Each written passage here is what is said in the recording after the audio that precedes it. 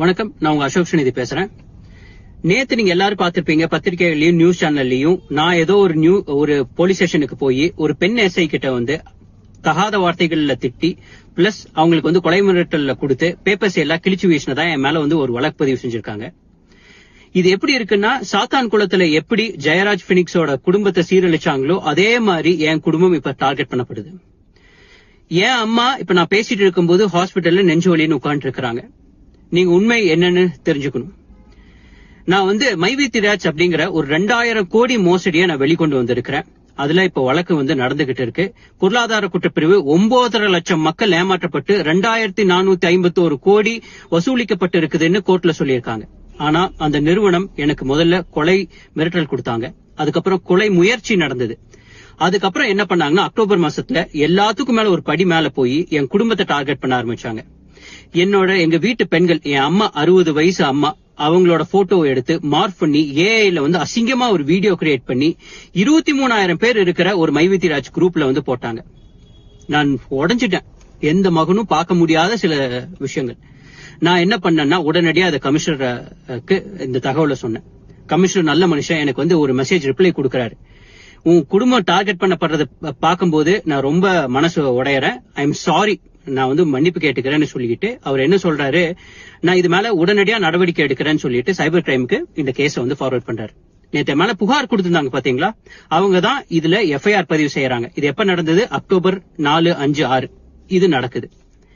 கடைசியா அந்த மேடம் எங்கிட்ட பேசினது பாத்தீங்கன்னா அக்டோபர் 8ஆம் தேதி வந்து பேசியிருக்காங்க. அதுக்கப்புறம் இப்போ 2 மாசம் 10 நாட்கள் எந்த ஒரு கால் கூட எனக்கு பண்ணதில்லை. ஆனா டிசம்பர் 11ஆம் தேதி என்கிட்ட எனக்கு வந்து ஒரு மிஸ்ட் கால் வருது. அதுக்கப்புறம் நான் உங்களுக்கு கூப்பிட்டு 3 நிமிஷம் 4 செகண்ட் பேசுறேன். அது நீங்க போய் பாத்துட்டு வாங்க.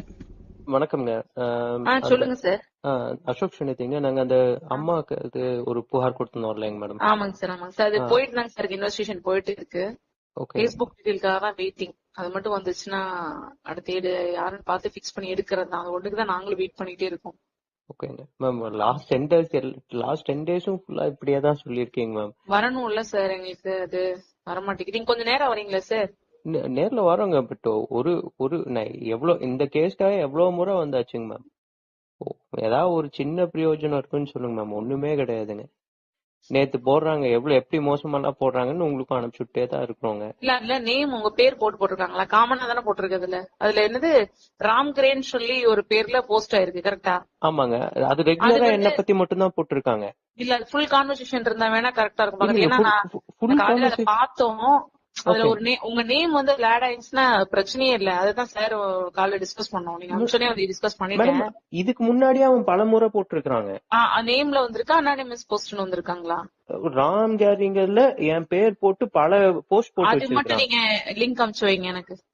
கொஞ்சம் நேரம் வாங்க, அதை டிஸ்கஸ் பண்ணிடலாம். எதாவது நீங்க காமிச்சீங்கன்னா நான் அப்படியே போட்டு எடுத்துட்டு கூட சார் கிட்ட சப்மிட் பண்ணிட்டேன். இது லாஸ்ட் டைமே வந்து நான் வந்து காமிக்கும் போது இவரோட எடுத்திருக்கோம் அப்படின்னு சொல்லிட்டு சரவணன் சார் சொன்னாங்க. ஆமாங்க, ராம்கிரே வந்து என்ன பண்ணிருக்கானா, கமெண்ட்ல போட்டிருக்காங்க. அது கருத்து சுதந்திரத்தை நம்ம பெருசா நம்ம இது பண்ண முடியாது. அவனே டைரக்ட் பேர் போட்டு ஒரு போஸ்டே போட்டிருந்தாங்கன்னா ஓகே, எங்களுக்கு ரொம்ப ஹெல்ப்பா இருக்கும். நீங்க கொஞ்சம் நேரம் வாங்க, அதை பார்த்து எடுத்துடலாம். ஓகேங்க. பட் ஒரு கொஸ்டின் மேம், இது ஏற்கனவே இவர் எடுத்தாச்சுன்னு சொல்லி சரவணன் சார் சொன்னாருங்க. இல்ல அப்படிலாம் இல்ல அவர் அதை போட்டிருந்தா அவர் எடுத்திருப்போம். அவர் அந்த போஸ்ட் போடல இல்லையா? எக்ஸாக்டா நீங்க கம்ப்ளைண்ட் கொடுத்திருந்தீங்க இல்லையா? ஆமாங்க. நீங்க கொடுத்த எந்த லிங்க்குமே அவர் போஸ்ட் போட்டது இல்ல. அதனாலதான் இப்ப நான் உங்களுக்கு கேக்குறேன், அவர் போஸ்ட் போட்ட மாதிரி லிங்க் ஏதாவது கொடுத்திருந்தீங்கன்னா கொஞ்சம் நேரம் வாங்க. அவர் சிக்கன் பாக்ஸ் வந்து அவர் லீவ்ல போயிட்டாரு, உடம்பு சரியில்லாம சரவணன். அப்போ நீ கொஞ்சம் நேரம் வாங்க, நான் டீடைல் வாங்கிட்டேன். எதுன்னு பாத்துட்டு அதுல ராம்கே வந்து உங்களோட மென்ஷன் பண்ணி உங்க நேமையும் அம்மா நேமையும் மென்ஷன் பண்ணி போட்டிருந்தாங்கன்னா நான் எடுத்துக்கிறேன், வாங்க. ஓகே. வேற இப்ப ஆக்சுவலி யாரதான் இப்ப நம்ம ட்ரேஸ் பண்ணிருக்கோங்க மேம்? இப்பதான் எங்களுக்கு ஒரு ஐடி டீடைல் கிடைச்சிருக்கு. அந்த ஐடிக்கு தான் வச்சிருக்காங்க. அது வந்து சாரும் சரவணன் தான் பாக்குறாங்க. கொஞ்சம் கான்பிடென்ஷியலா பாத்துட்டு இருக்காங்க. அதனால என்கிட்ட சொல்லல. இந்த லிங்க் இருந்ததுன்னா கொடுங்க, பாத்துக்கலாம், வாங்க. ஓகேங்க. அவரு கேட்டாருன்னா சரவணன் சார் சொல்றாரு, சரவணன் சார் கேட்டா இன்ஸ்பெக்டர்ங்கிறாருங்க. இன்ஸ்பெக்டர் சார் தான் ஐயோ, அதுல நான் கிடையாது. ஜஸ்ட் நான் எஃப்ஐஆர் ஃபைல் பண்ணிருக்கேன், அவ்வளவுதான். ஓகே, நீங்க வாங்க, நான் அந்த டீடைல்ஸ் வாங்கிட்டு, இப்ப சரவணன் இல்லங்கறதுனால ஃபுல்லா நான் தான் ஃபாலோ பண்ற மாதிரி இருக்கும். எனக்கு டீடைல்ஸ் எக்ஸாக்டா ராம்கிரே போட்டிருந்தாருன்னா எனக்கு ரொம்ப தேவை, இதாயிடுச்சு தேவை எனக்கு. அது நீங்க கொடுத்தீங்கன்னா பரவாயில்ல, எனக்கு கன்வீனியன்ட்டா இருக்கும். ஓகே. நீங்க வாங்க. ஓகே. பாத்திருப்பீங்கன்னு நினைக்கிறேன். அதுல நான் வணக்கமுங்கன்னு ஆரம்பிக்கிறேன். ஒவ்வொரு வார்த்தைக்கும் இங்க போட்டு அவ்வளோ மரியாதையோட அவங்க கிட்ட பேசியிருக்கேன். இந்த வழக்க பத்தி மட்டுமே பேசியிருக்கிறேன். ஆனா அந்த மேடம் வந்து 10 முறை நீ நேர்ல வான்னு சொல்றாங்க. ஏன்னா அவங்க கிட்ட ஒரு அஜெண்டா இருந்தது, என் மேல ஒரு பொய் வழக்கு போடணும் அப்படிங்கறது ஒரு அஜெண்டா இருந்தது. அதனால எதுக்கு எடுத்தாலும் நேர்ல வான்னு சொல்றாங்க. 11ஆம் தேதி என்னால போக முடியல. 12ஆம் தேதி திருப்பி வந்து எனக்கு கால் பண்ணி நேர்ல வான்னு கூப்பிடுறாங்க. நான் நேர்ல வந்து போறேன். அது ஏன்னு நீங்க பின்னாடி புரிஞ்சுக்குவீங்க. நேர்ல நான் போனதுக்கு அப்புறம் பாத்தீங்க அப்படின்னா என்னை வெயிட் பண்ண வச்சு அதுக்கப்புறம் இன்ஸ்பெக்டர் ரூம் கொண்டு போறாங்க. அங்க வந்து எனக்கு என்னங்கிறது இந்த வழக்க பத்தி வந்து சொல்றாங்க, எப்படி என்ன நடந்தது அப்படின்னு சொல்லிட்டு என்னென்ன பண்ணிட்டு இருக்காங்க. ஏன்னா நாங்க புகார் கொடுத்து எஃப்ஐஆர் போட்டு 70 நாட்கள் ஆயிடுச்சு, நாங்க என்ன நடவடிக்கை எடுத்துக்கிறாங்கன்னு அவங்க கிட்ட கேட்கிறோம். அவங்க பதில் சொல்லிட்டு இருக்காங்க. அப்ப வந்து ஒரு பெண் கான்ஸ்டபிள் இந்த என்டையர் கான்வர்சேஷன் நாங்க பேசுறது அத்துணையத்தையும் வந்து வீடியோ எடுத்திருக்கிறாங்க. சிசிடிவி ஃபுட்டேஜ் இருக்கு. அந்த சிசிடிவி ஃபுட்டேஜ்ல இவங்க நின்னு வீடியோ எடுக்கிறது இருக்கு. பிளஸ் இவங்க கம்ப்ளீட் வீடியோ இருக்கு. நம்ம கிட்ட 2 ஆதாரம் இருக்கு. அந்த ஆதாரங்களை காவல்துறை ரிலீஸ் பண்ணா ஒரே ஒரு முறை கூட அந்த யூடியூபர் எனக்கு கொலை மிரட்டல் கொடுத்திருக்காங்க பாத்தீங்களா, இவங்க சொல்லியிருக்காங்கல்ல இந்த கேஸ்ல என் மேல கொடுத்த கம்ப்ளைண்ட்ல, அதை பத்தி நான் ஒரே ஒரு வார்த்தை கூட பேசியிருக்க மாட்டேன். உங்க எல்லாத்துக்கும் சொல்ல விரும்புறேன். கமிஷனர் ஆபீஸ்க்கு ஆப்போசிட்ல பாத்தீங்கன்னா நிலவுன்ட்டு ஒரு ஜெராக்ஸ் கடை இருக்கு. அந்த ஜெராக்ஸ் கடையில தான் நான் 5 வருஷமா வந்து நான் பிரிண்ட் அவுட் எடுக்கிறேன். அங்க ஒரு பெண்மணி வேலை செய்யறாங்க. அந்த பெண்மணி என் வயசோட கம்மியா இருப்பாங்க. ஆனா ஒரு முறை கூட அவங்கள வந்து தவறா பேசினது இல்ல. அவங்க கிட்ட நான் என்ன சொல்லியிருக்கேன்னா மேடம்னு மட்டுமே கூப்பிட்டுருப்பேன். என்னோட வயசு சின்னவங்க, அவங்கள மேடம்னு கூப்பிட்டுருக்கேன். அப்ப எஸ்ஐ மேடம் நான் என்னன்னு பேசியிருப்பேன், மேடம் மட்டும்தான் எப்பவுமே பேசியிருக்கேன். சரி, இப்ப இவங்க என்ன சொல்றாங்க, நான் வந்து தகாத வார்த்தையில திட்டி கொலை மிரட்டல் கொடுத்து பேப்பர் எல்லாம் கிழிச்சிருக்கேன் அப்படின்ட்டு. நீங்க கொஞ்சம் சிந்திங்க. ஒரு நார்மல் ஸ்டேஷனுக்கு போறீங்க, ஒரு எஸ்ஐய நீங்க திட்டிட்டு வெளியே வந்துட முடியுமா? முடியவே முடியாது. சரி, அடுத்த கட்டம் போலாம். நீங்க ஒரு எஸ்ஐய திட்டிட்டு, அதாவது கெட்ட வார்த்தைகளை திட்டிட்டு கொலை மிரட்டல் கொடுத்துட்டு வெளியே வந்துட முடியுமா? வாய்ப்பே இல்ல. இன்னொரு அடுத்த கட்டம் போலாம். ஒரு பெண் போலீஸ், ஒரு பெண் எஸ்ஐய கெட்ட வார்த்தைகளை திட்டிட்டு கொலை மிரட்டல் கொடுத்துட்டு வெளியே வந்துட முடியுமா? வாய்ப்பே கிடையாது.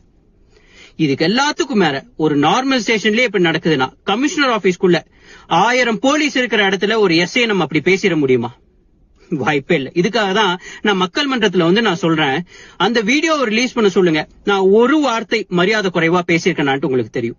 அதே மாதிரி இவங்க சொல்ற எம்எச்ஐ வழக்க பத்தி நான் ஒரு முறை பேசியிருக்கேனான்ட்டு நீங்க வந்து பாக்கலாம். நான் ஒரு முறை கூட பேசல. அதுக்கப்புறம் இதுக்கு எல்லாத்துக்கும் மேல நான் என்ன பண்றேன் அப்படின்னா, இதெல்லாம் பேசி முடிச்சுட்டு நான் கமிஷனர் சாரை போய் சந்திச்சு நாங்க ஐஓ ஆபீசர் மாத்திக்கிறோம்னு சொல்லிட்டு நான் வெளியே வந்து போய் கமிஷனர் சார்ல கேம்ப் ஆபீஸ்ல வந்து பெட்டிஷன் கொடுத்து அக்னாலஜ்மெண்ட் வாங்கிட்டு கமிஷனரை சந்திக்கிறேன்.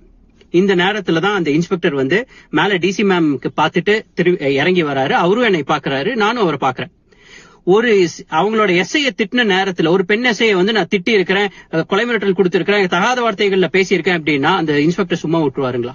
கொஞ்சம் சிந்திச்சு பாருங்க. இந்த வீடியோ அதனாலதான் நாங்க வந்து ரிலீஸ் பண்ணணும் அப்படின்னு சொல்றேன். இப்போ எதுக்காக இதெல்லாம் வந்து அந்த மேடம் பண்றாங்க அப்படின்னா, மைவி திராட்சியில 70 டைரக்டர்ஸுக்கு வந்து பெயில் வருது. அது நான் அட்டென்ட் பண்ணக்கூடாது, அந்த வழக்க பத்தி நான் பார்க்க கூடாது. ஒவ்வொரு நாளும் நான் அதை பத்தி பேசிட்டு இருக்கிறேன். இந்த மாதிரி 1.5 வருஷமாச்சு நாங்க புகார் கொடுத்து 2000 கோடி மோசடி, இன்னும் வந்து ஒரே ஒருத்தரை கூட கைது செய்யல. எஃப்ஐஆர் போட்டு 1 வருஷம் ஆச்சு. எவ்வளோ? 1 ரூபா 2 ரூபா இல்ல, 2000 கோடி மோசடிக்கு எஃப்ஐஆர் போட்டு 1 வருஷம் ஆச்சு. ஒருத்தரை கூட நீங்க கைது செய்யல, எல்லாத்துக்கும் பெயில் கொடுத்துக்கிட்டு இருக்கிறீங்க அப்படின்னு சொல்லிட்டு நாங்க தொடர்ந்து நாங்க வந்து குரல் எழுப்பிட்டு வரோம். அதுக்காக எங்க மேல போடப்பட்ட பொய் வழக்கு இது. அந்த வீடியோ ரிலீஸ் பண்ணா இவங்க சொன்னது அத்துணை பொய்னு தெரிய வரும். இன்னும் நான் கமிஷனர் சார நான் ரொம்ப நம்புறேன். கமிஷனர் சார், நீங்க வந்து அந்த சிசிபில அந்த கான்ஸ்டபிள், லேடி கான்ஸ்டபிள் எடுத்த வீடியோவை நீங்க வந்து பாக்கணும்.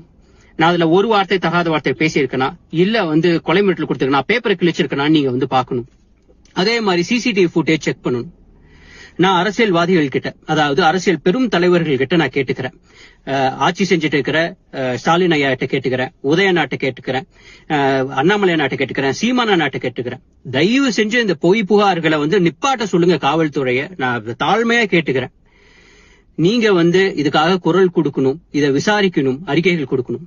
அன்புமணி அண்ணா, நீங்க கண்டிப்பா இதை வந்து தலையிட்டு இதுல இருக்கிற உண்மையை நீங்க வெளிக்கொண்டு வரணும். நான் மக்கள் மன்றத்துக்கிட்ட எதுக்கு வந்திருக்கேன்னா, நீங்க கேள்வி கேட்கும் போதுதான் இந்த மாதிரி போடுற